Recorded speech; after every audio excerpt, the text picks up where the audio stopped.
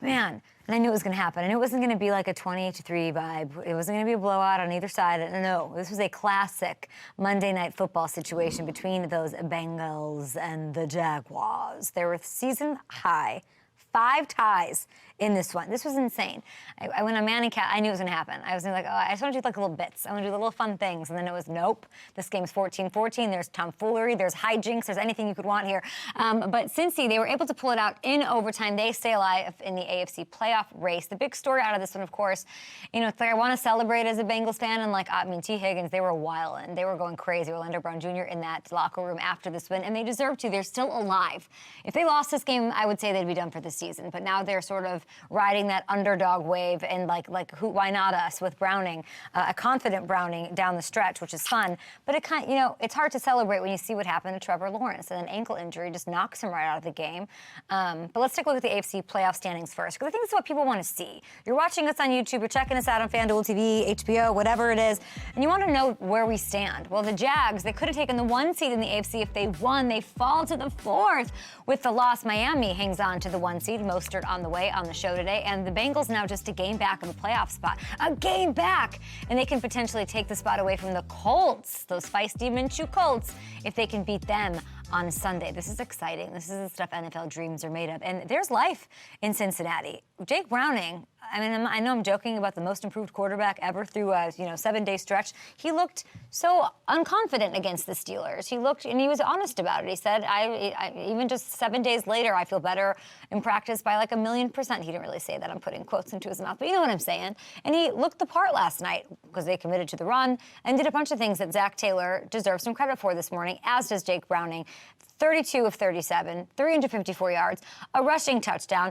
And then the Jamar Chase, I was like, is this real? Is this actually happening, unfolding in front of my eyes on the old cast with the cast or the Manning or whatever?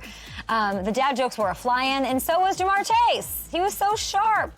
And credit to Zac Taylor here for a total overhaul of the way he was calling this game. It was a night and day difference from what we saw in Pittsburgh last week. The Bengals, they did what I begged them to do on the daily. Commit to the run.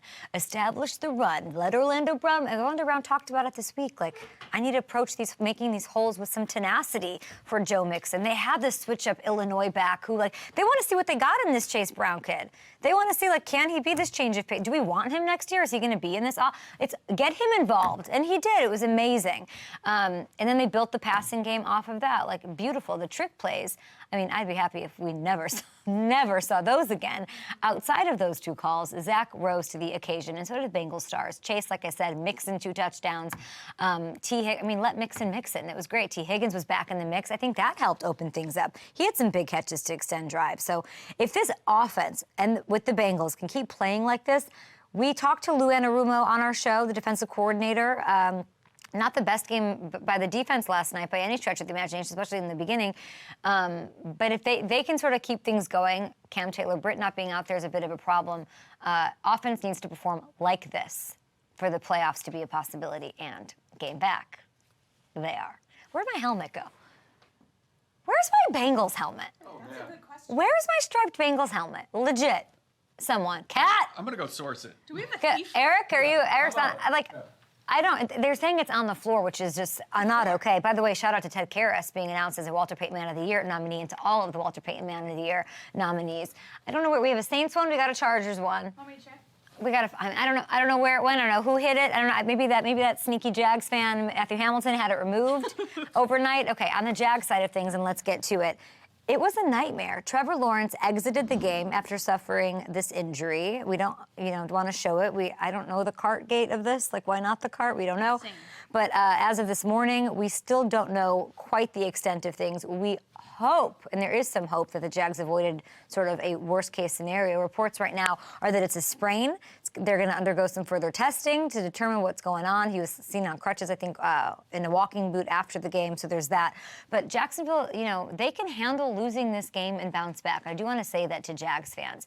They've got a 1-game lead, and they have the tiebreaker over both the Colts and the Texans. Beathard looked solid enough. You heard him after the game. He looked solid enough to guide them through a game or two. Losing Trevor for the season, that's a different story, of course, and it sort of messes up and mucks up their chances the rest of the way. Or maybe somebody like Boomer Esiason doesn't think so. Maybe he thinks Beathard can keep them afloat with the panache of Doug Peterson and the stability there, and Calvin Ridley looking like he did last night. I mean, they go without Christian Kirk. Evan Engram steps up. What else would you want to see? It's amazing. This year has been a nightmare for star quarterbacks. That's the headliner here, right? The theme of the season, and it sucks. It totally sucks. Like, football gods, can you not spare us the rest of the season here? Rodgers, that happened off the jump. I was at that game, and I was like, oh, man. And then it followed with Burrow and Cousins, and now Trevor. Enough. I've had enough. And I don't know what we can do to prevent this going forward. It's fluky and weird and not cool. Okay. Hey, everybody. Thank you so much for watching. Subscribe right here. Do it now for the latest from Up and Adams.